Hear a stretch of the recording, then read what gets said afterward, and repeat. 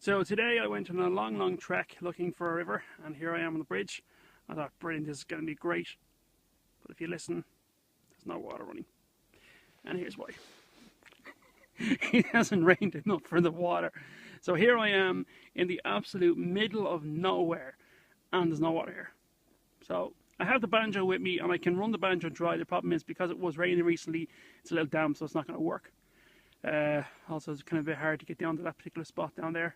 It's all wet. Anyway, so I'll continue on further down the stream. We'll check in later and we'll see how we go. Okay, so I found a river just around the corner. Good decent flow to it. Actually very decent flow for this time of year.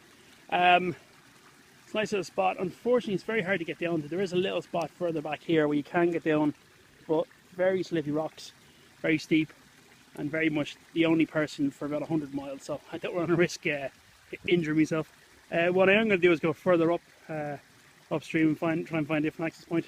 Just before I do that, I found this section here where there's an old, it's like an old section of a riverbed, but I don't know if you can see. I'm not sure whether this is.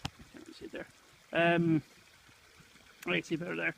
There's loads, lumps of nice lumps of quartz in there, and it could well be that this was the original flow of the river. Although, having said that, it looks like a man-made wall there as well. So quite interesting. Anyway, I'll continue on up and continue looking. I'll find something eventually. See you there. Okay, so I got to the spot that I wanted to get to, and I done a test pan with the banjo and then dumped stuff into the regular pan. Hopefully you can see on the light there, there's some beautiful bits of flower gold along here. Sun's a very good method of finding it. I'll just come over here a bit and show you where I've been digging from. I've dug out this little channel. I'm hoping to try and set up the banjo pan as a sluice. Banjo pan is fantastic, but it just takes an awful lot of work to run it. The other thing that takes an awful lot of work is this up here. This is lovely. It's a kind of clay layer. Almost like you can see a bit of kind of hard pack over here as well. A bit more further up as well. I might go after the hard pack later, but I got some really good results out of the clay layer. Now I'm just going on this is the actual bottom of the river here. So you can tell this is just a top little kind of gravel bar. So I'm just going after the gravel bar. I'm not necessarily digging into the actual face of the riverbank, because that would be bad. We'd be damaging the environment. We don't want that. So yeah, so that's basically what it is. I've dug out a little channel. I'm going to try and set up the banjo as a sluice, but yeah, you wouldn't know it was January. The sun's gleaming down and I'm absolutely melted. I almost regret bringing a coat. It's absolutely gorgeous. So yeah, I'll check in with you later on at the final cleanup. Talk to you there.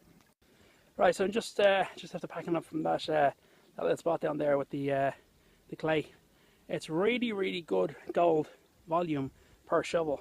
The problem is it takes me to dig a shovel, put it into the banjo pan, stratify it and run the whole material. You're talking maybe 3 or 4 minutes per shovel, and then you have to take a break because it's bloody hard work to get through that stuff. Break down the clay and then run it.